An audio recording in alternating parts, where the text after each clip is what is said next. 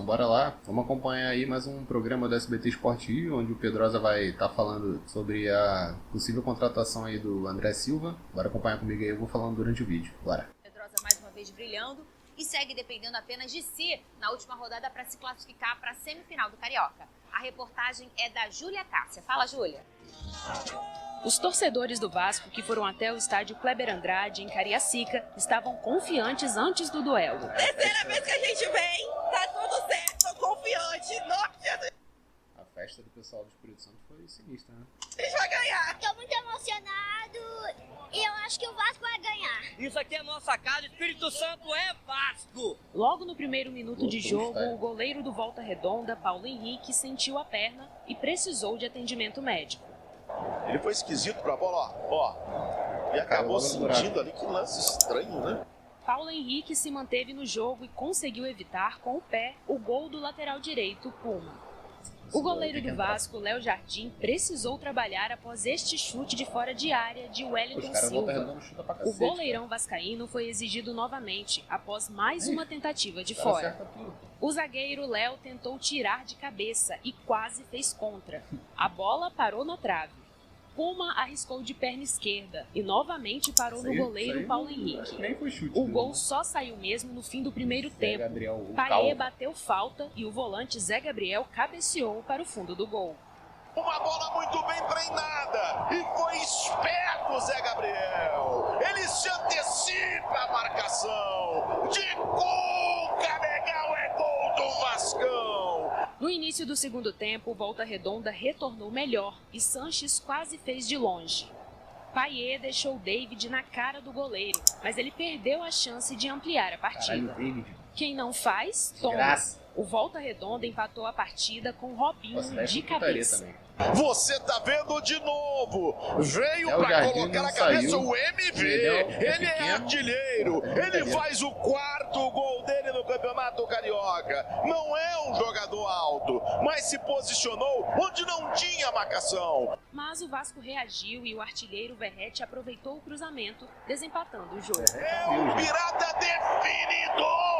Ele sabe o caminho da... Marcos Vinícius deixou a sola do pé em Medel e foi expulso após a revisão do VAR. A partir daí, o Vasco só administrou o resultado. Com a vitória, o Vasco da Gama permaneceu na zona de classificação para as semifinais do Campeonato Carioca e só depende dele mesmo para garantir a vaga na próxima fase. Eu estou muito feliz, estou me sentindo em casa, representar esse clube, essa torcida, para mim é um privilégio enorme. Mas não só a minha crescente, a da equipe também, a gente vem crescendo jogo a jogo, fizemos bons jogos nos clássicos. Lucas Pedrosa, que susto, hein? Teve uma hora ali que eu achei que não ia dar bom pro Vasco da Gama, não. Já já a gente vai falar de toda essa situação, tem atacante novo chegando, não tem, a torcida do Vasco tá curiosa, mas aí a alegria do Vasco em conseguir pisar um pouquinho na vaga da semifinal. Claro que falta o último jogo, né? Mas o Vasco não apresentou um bom futebol por aí, hein, Pedrosa? Não, Fernanda.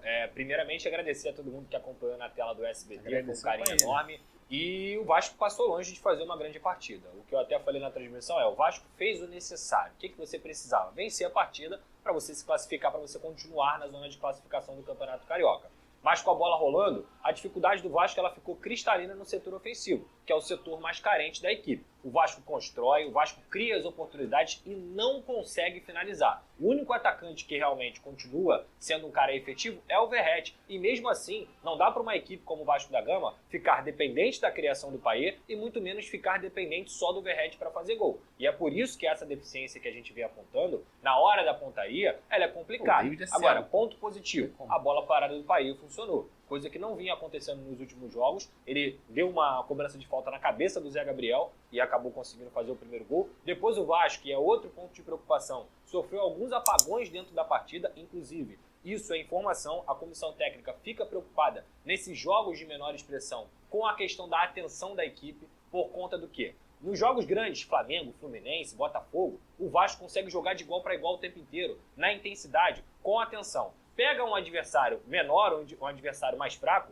falta essa atenção, tem apagões dentro da partida. E o Vasco agora pega o Marcelo Dias na terça-feira na Copa do Brasil. Cara, então é um jogo traiçoeiro demais. A Copa do Brasil é uma competição traiçoeira. A gente pôde ver o Cruzeiro ser eliminado pelo Souza na Paraíba. Então, assim, para mim, o mais importante, bola parada funcionou, ponto positivo. Só que essa questão da atenção, uma melhora nessa pontaria, ela precisa acontecer. Faltam alguns ajustes e o Pedrosa lembrou para o próximo jogo do Campeonato Carioca, o Zé Gabriel tá fora, né? Sim. E o Vasco precisa, talvez, de um ajuste no seu ataque, o Vini. A gente vê que o Payet funciona muito bem. Para mim, ele até muda o patamar esportivo do Vasco. A gente vê que o Verratti também é um cara bem diferente, mas os outros atacantes estão deixando a desejar, Vini. Mas, Fernandinha, isso não me surpreende. Com todo respeito, quando o Vasco contratou o David, a gente falou isso aqui. O David é um jogador comum. Não é um jogador que você tem que comemorar, fazer aerovasco no aeroporto, nada disso. Muito pelo contrário, acho que o David é um jogador, é isso que ele está apresentando o Vasco, é o que ele é. Não adianta. Óbvio, tem algumas oportunidades que me chamam a atenção, as oportunidades que ele perde. Chances claras, chances assim, fáceis de fazer e ele acaba não fazendo. Mas o David não é um jogador que a torcida do Vasco tem que confiar 100% para o restante da temporada. Dito isso, acho que o Vasco tem que ir ao mercado fazer contratação. Porque o Verratti hoje é o único centroavante de ofício, é o único centroavante que a torcida vascaína confia. Se acontecer o que aconteceu já, problema de lesão, costela, e aí, faz o quê? Verdade. Então, aquele questionamento que a gente fez aqui em relação ao Fluminense ligar o sinal de alerta, eu acho que o Vasco tem que ligar o sinal de alerta, não no Carioca. Porque eu penso no restante da temporada. Porque o Carioca, ele engana muita coisa. A verdade é essa. Você pode achar que está bem, mas na verdade o Vasco vai disputar competições extremamente difíceis. Copa do Brasil. Eu acho que o Vasco ele não entra no Campeonato Brasileiro pensando em não ser rebaixado. Eu acho isso um absurdo. Até porque o que vem gastando aí, a 77 está investindo. Então, assim, eu acho que o sinal de alerta tem que ficar ligado e o Vasco tem que contratar. Já, falar em contratação, todo mundo tava animado, negócio de atacante. Será que não vem um atacante pro Vasco? Tem o drone, tá aqui. Lucas Pedrosa, pela carinha dele. Calma aí, Pedrosa, você já vai falar. Antes coloca na tela. Dá um sorrisinho, um sorrisão. Pera aí, põe aqui. Vai ter Ed. Uma puladinha aqui. Antes faz a carinha de novo. Eu imagino ele sentadinho de manhã no drone, rindo pra caramba. Aí do nada. Eu passei assim, congela. a manhã inteira assim, ó. Vou escrever isso aqui. Aí apuro, aí me ligam. Aí eu fico meia hora no telefone, beleza. Vamos lá, dou notícia aqui. Aí daqui a pouco, pode ser que tá. Quem acha que tá, não tá. Aí quem acha que não tá, aí que não tá vendo, entendeu? Vamos lá, vou tentar explicar essa situação de uma forma cronológica, tá, Fernando? Que é muito importante pra gente poder deixar claro pro torcedor do Vasco. Há 20 dias, o Vasco entra em contato com o André Silva, é um atacante brasileiro, que tem 26 anos, é destaque do Vitória de Guimarães. Ele tem 13 gols e 2 assistências em 27 jogos na temporada, é um destaque realmente do time português.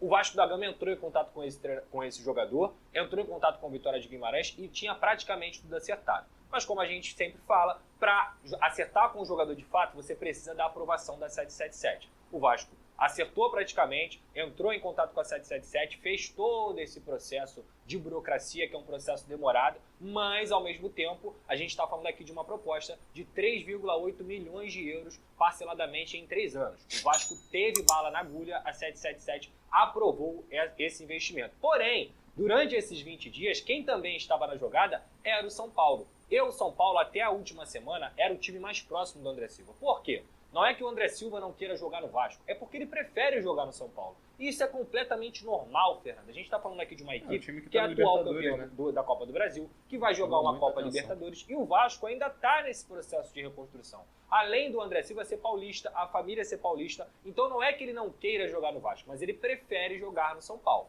Ontem, quando eu dei essa notícia de forma exclusiva, o São Paulo não tinha conseguido chegar a um acordo financeiro com o Vitória de Guimarães. E foi aí que as coisas clarearam para o Vasco da Gama. Porque o Vasco já tinha o aceite do Vitória de Guimarães. O Vitória de Guimarães quer fazer negócio com o Vasco da Gama porque sabe que o Vasco vai poder pagar. E o São Paulo enfrenta problemas financeiros. Inclusive, fez uma proposta de empréstimo com opção de compra, algo que não agradava ao time português. Porém, nessa manhã, sabendo do interesse do Vasco, sabendo que o Vasco chegou a um acordo com o Vitória de Guimarães, o São Paulo ligou o sinal de alerta, enviou uma outra proposta e hoje qual é a situação, Pedrosa? O empresário do André Silva ligou para o Vasco da Gama, falou, o Vasco, agradeço a proposta, foi uma proposta, inclusive, realmente importante, a gente gostou, mas ele quer jogar no São Paulo. Porém, o Vitória de Guimarães ainda não se acertou com o São Paulo. Então, como a gente sempre fala aqui, futebol, meu amigo, é só quando está assinado. O Vasco vai ficar se arrastando por esse jogador?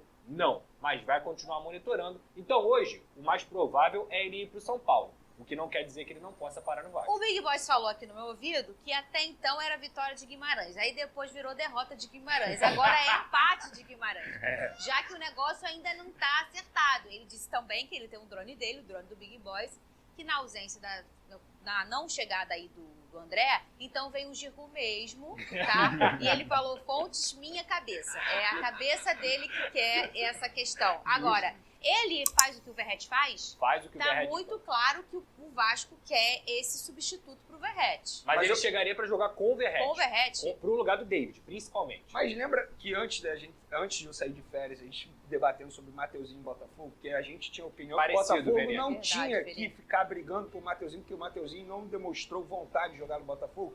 Nesse caso, eu vou falar o mesmo. Se o jogador quer ir pro São Paulo, eu não vejo motivos do Vasco, entre aspas, perder tempo durante essa janela de transferência atrás de um jogador que já aceitou o projeto do São Paulo. Então deixa ele para o São Paulo. Se o São Paulo vai se acertar ou não com o Vitória de Guimarães, é problema dos clubes. Mas eu acho que o Vasco não tem que ficar correndo atrás desse atleta. Eu tô com a janela de transferência fecha agora, dia 7 de março. E se o jogador optou por jogar no São Paulo, deixa ele ser feliz no São Paulo ou não também. Acho que o Vasco tem que analisar outros nomes. Acredito eu que Alexandre Matos, bom gestor que é, tem outros nomes aí em vista. Então, se o André quer ir pro São Paulo, vai ser feliz no São Paulo. O nosso torcedor do Twitter tem um nome que tá quente. Já vou mostrar. Fala aí, Pedrosa. Só embasado no que o Veni comentou aqui, você também, tem informação. O Vasco não vai ficar se humilhando. Ai, André, vem pra cá, meu Deus, pelo amor de Deus.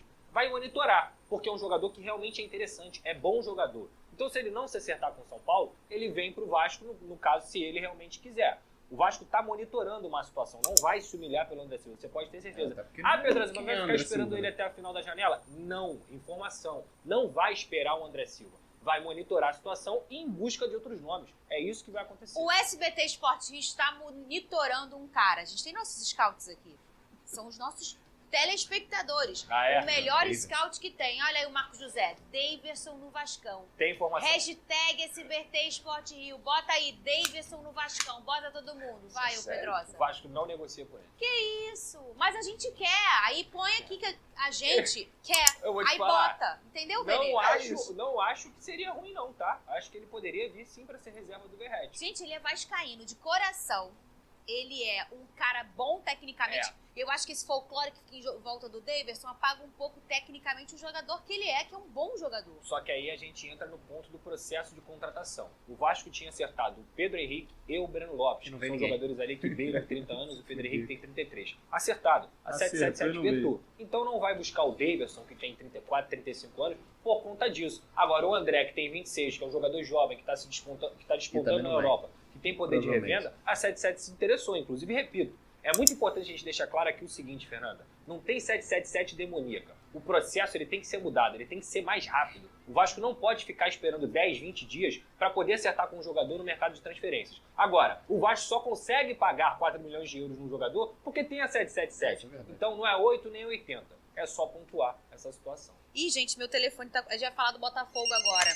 Bom, esse aí foi o programa de hoje. Se você quiser ver os lances desse jogador, a gente fez uma análise aí do André Silva. É só clicar no vídeo que está aparecendo na sua tela agora, inscreve no canal e até o próximo vídeo.